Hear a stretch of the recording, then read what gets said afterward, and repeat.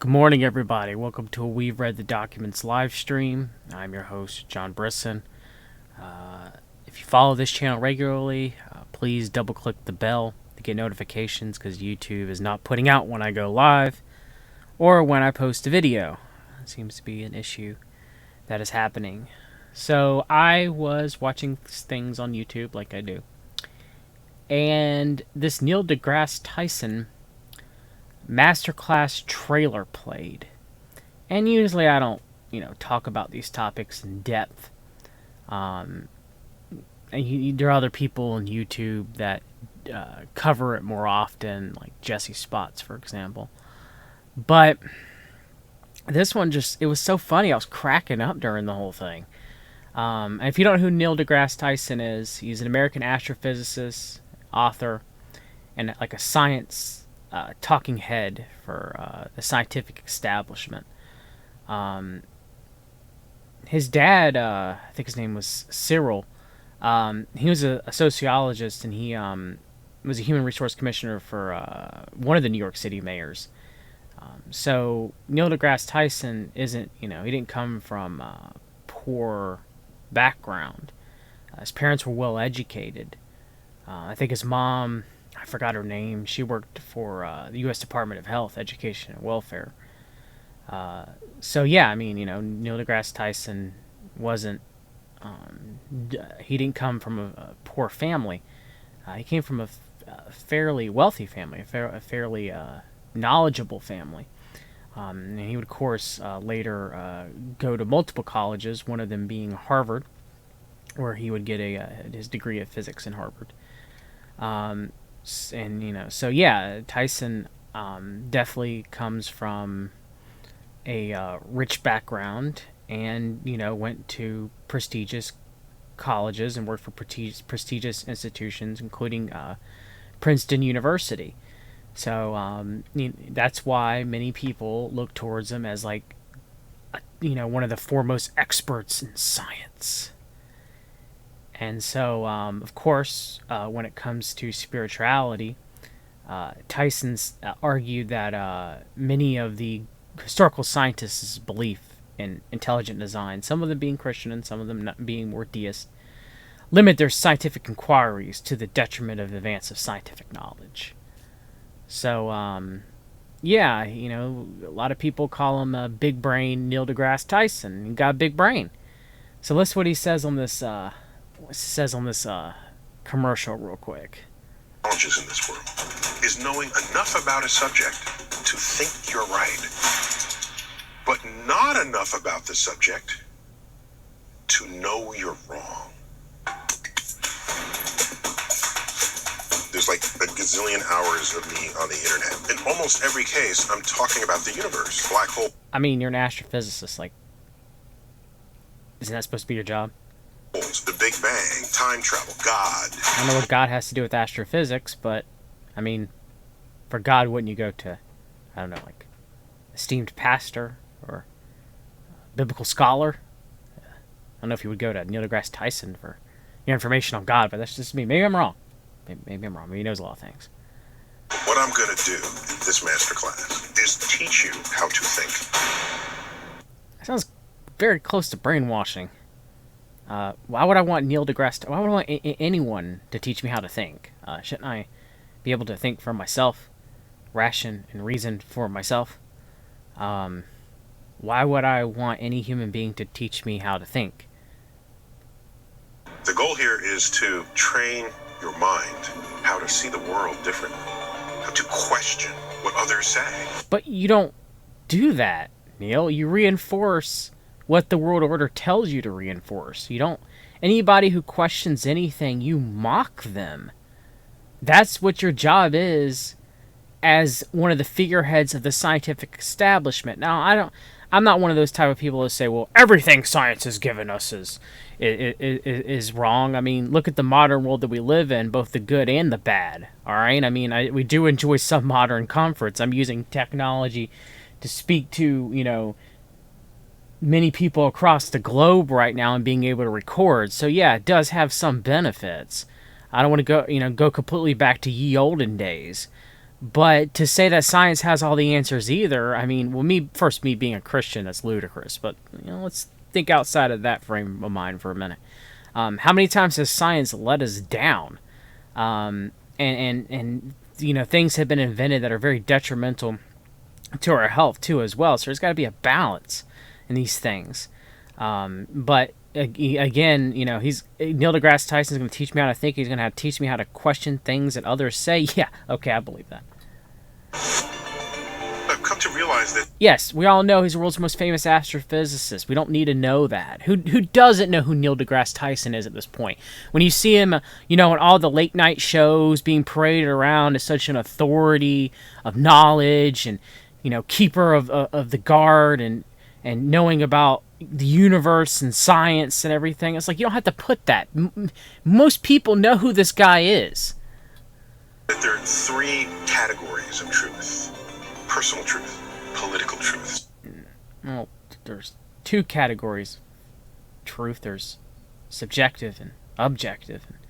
Objective is like the truth, like it's really what happened in an event or the real truth, okay? And sometimes you do know the objective truth, and sometimes the objective truth is obtainable by those who try to seek it out, at least from an earthly realm point of view. So let's say 9/11, for example. We may research, people have spent lives researching 9/11 or JFK.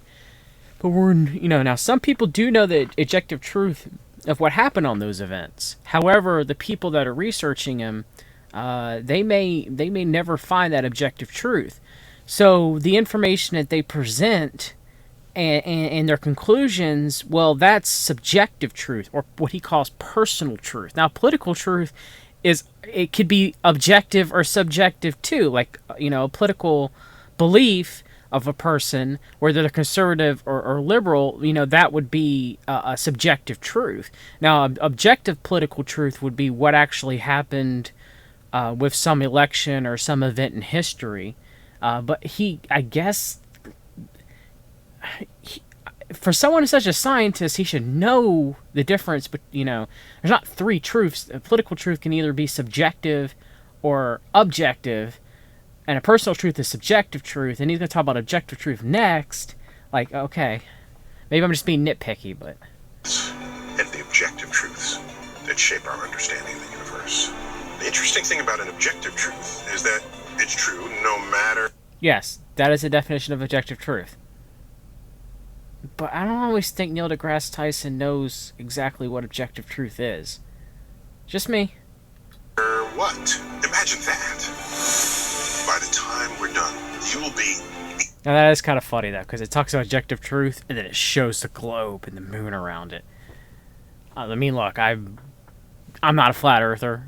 I'm pretty sure it's put there to trigger flat earthers. I'm pretty sure it is. It's just, that's odd timing. You talk about objective truth, and then bam, the globe to Earth. Equipped with some of the methods and tools, so you can turn data into information. And then there's formulas. Well, Neil, theories aren't objective truth. Like the Big Bang Theory, it's a theory. A theory is subjective truth until it is proven completely, which then it becomes a scientific law. I mean, I learned this in high school. I don't know why you don't know these things. I mean, it's not really that hard.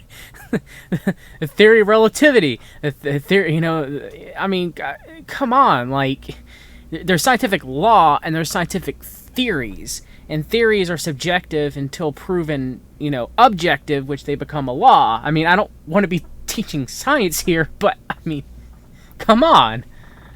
Information into knowledge. Knowledge into wisdom.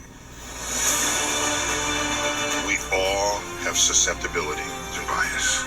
Search engines on the internet are the epitome of confirmation bias.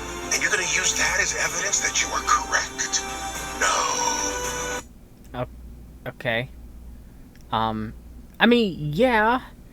You want to make sure as Jan Irvin says, and I'm kind of picking and kind of checking, kind of picking at him and kind of, agreeing with him that you do need to check your sources. Now, granted, he does it to obsession, and he doesn't check his own sources because it's all Islam's fault. But I digress on that. But I just, a lot of people, and we're all guilty of it. You see something and you think it's true, or you repeat it because it's true, and if you trust somebody, you don't fact check it all the time, and he does it himself. I'm sure he does. Everyone does it. And so, for him to be like, well, just because it's on the internet doesn't mean it's true. I mean, that's true. But, again, like, there's 3 truths: political truth, there's 2 truths, in science, objective and subjective. And then, he's gotten basic things wrong in this video. He's gone to college. I haven't. I don't know why he gets them wrong, and then he has the audacity to say, well, things you see on the internet, they're not true. And it's like, well, yeah, I'm sure there's a lot of disinformation on the internet, but, okay, so do your textbooks, are they completely up to date and 100% right there, Neil? I mean, are they 100% accurate, the textbooks that we have? The ones I know from a health standpoint, they're not. They're way far out of date compared to modern research. I mean, I think the guy's name was Barry Watson. I'm bad with names. But he was, he inoculated himself with H. pylori back in the 80s because he knew the bacteria was the cause of ulcers. And no one believed him. They thought the cause of ulcers were stress. And he drank a culture of H. pylori. He got ulcers. He took antibiotics and cured himself of the ulcerations caused by the H. pylori. And he was ridiculed, and it took 10 to 15 years of repeated studies to prove him accurate. And then doctors still just used PPIs and H2 antagonists to treat ulcers, or just blamed it on stress, until about the early 2000s. So it took from when he discovered it, and it took for when they started researching it more in depth, which was the late 80s to early 90s, all the way for doctors to start using it as a treatment method by the early 2000s, when researchers already knew for at least 5 to 10 years that it was the cause. And the textbooks weren't even updated for what they were learning in college. Come on. I can see it back and forth, but it's just ridiculous. The good thing about science is that it's true whether or not you believe in it. What does it mean to be skeptical?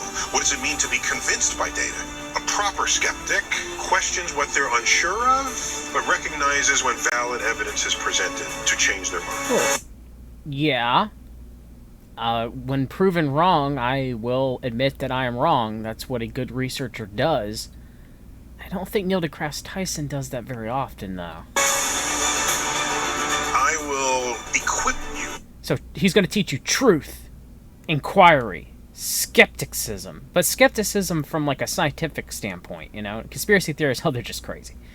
Cognitive bias. Yeah, a lot of people have that. We all have that to some degree. Scientific literacy. Well, if you can't teach the basics of subjective and objective truth and scientific theory and scientific law, then yeah, I'm not so sure about that, Neil.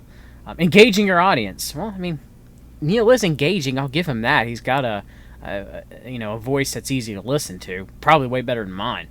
And effective communication. I don't know what these two have to do with science, but okay. To not only find objective truths, but then communicate to others how to get there. It's not good enough to be right. Also have to be effective. The less connected you are to what is objectively true, the less likely you will be able to make decisions that will benefit your life, the life of your family, and even civilization itself. I'm Neil deGrasse Tyson, and this. Be a skeptic, ask questions. When does science teach you that? I guess you could say to form a hypothesis, to have a theory, you have to ask questions and to challenge previous thoughts most of the time. But I mean, does modern day science really teach that? Is there anybody really doing it? I don't see Bill Nye the Science Guy, who spends most of his time on SJW topics on his show on Netflix and doesn't even understand how antacids work.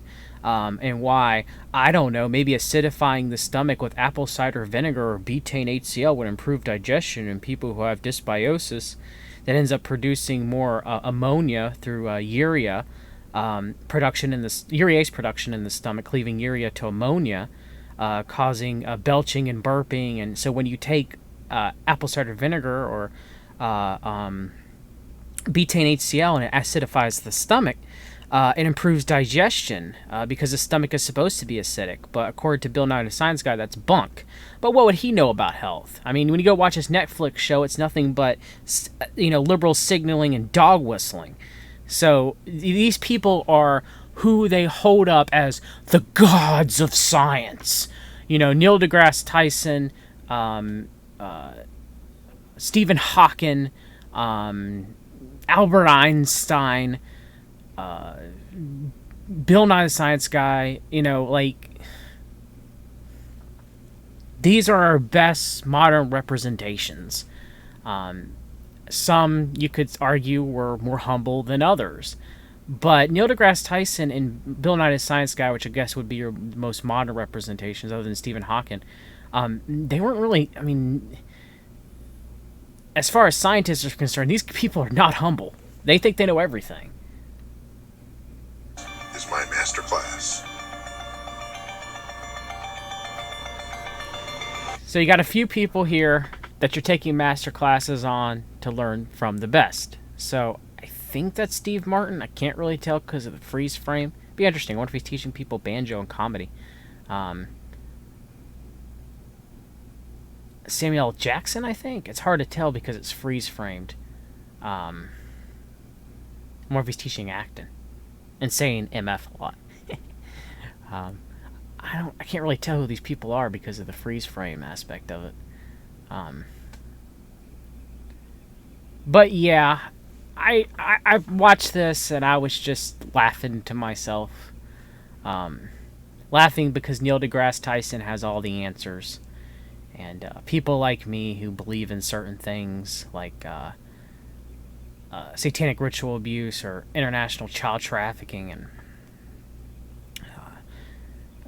I played that famous clip of Jordan B. Peterson saying that McMartin Preschool was, all a hoax.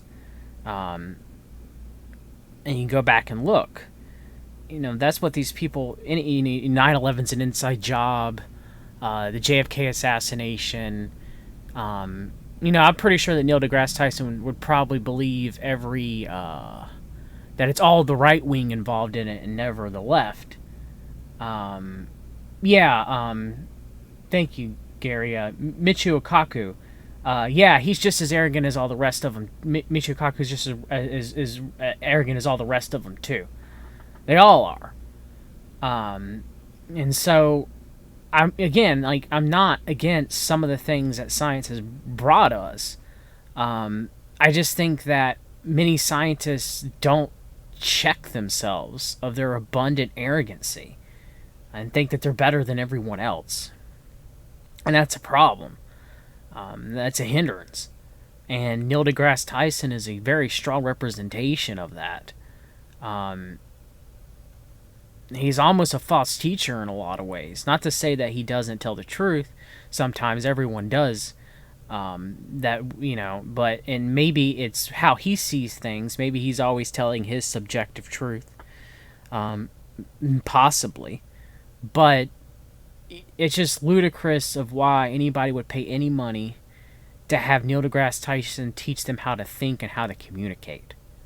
Like, if he was going to teach you his, what he learned in college, if he's going to teach you astrophysics and, like, how to use a telescope or whatever, then fine, by all means. I might disagree with him on some of the things he says, but, that's what he should be teaching. That's his, mastery. But teaching us how to be skeptics and how to think and how to rationalize and how to communicate, I don't really think that's Neil deGrasse Tyson's job. But that's just me. So yeah, I was gonna do another stream. It was funny. I was in preparing for another stream, and this commercial played, and it just made me laugh so hard. About the guy asked if I recommend iodine. Yeah, if you're not eating a lot of seafood or eggs, or iodized salt, but most of your iodized salt is garbage. It has a lot of fillers added to it. Then iodine supplementation, usually in the form of Nazianide iodine, which is the atomic iodine. It's absorbed by the body easier and goes straight to your thyroid gland. In moderation, can be very helpful for proper thyroid function. Remember, iodine is needed for thyroid hormone production, among other things. So, yeah, I mean, you got to be careful, though, because for some people who are dealing with Hashimoto's, whether they know it or not, iodine can aggravate it. Taking selenium with iodine, usually 200 micrograms to 400 micrograms a day with food, can help prevent hyperthyroidism, which can occur from taking too much iodine, or Hashimoto's from taking too much iodine. By the proper selenium proteins are needed for the proper conversion of T4 to T3 and T3 to T4. T4 being the inactive thyroid hormone and T3 being the active thyroid hormone. Of course, run all of these health recommendations by your healthcare professional. I am not a healthcare professional, but I do know a lot about health. But yeah, iodine also works, as Lee Veltman said, as an antiseptic. Yes, it does. It works very well for that. That's why the medical establishment uses a povidone iodine type solution, betadine, to before surgery. They paint your body with it. So iodine does work very well as a antiseptic too, antimicrobial agent. Of course, there's a difference between antiseptics and disinfectants. Disinfectant you would not use on yourself. You would use that on a surface. An antiseptic you would use on yourself. An antiseptic you use on humans. See, I'm teaching science. Imagine that. Well, medical science, but I guess maybe I taught more than Neil deGrasse Tyson did in those 2 minutes. At least hopefully, anyway. But, all right, everybody. That's it for this stream. Matt About the Gory, if you're interested in iodine supplementation, there's a great blog called fixyourgut.com. You can go in there and search iodine. There's a good article on there. All right, everybody. Till next time, always read the documents. God bless you. Take care.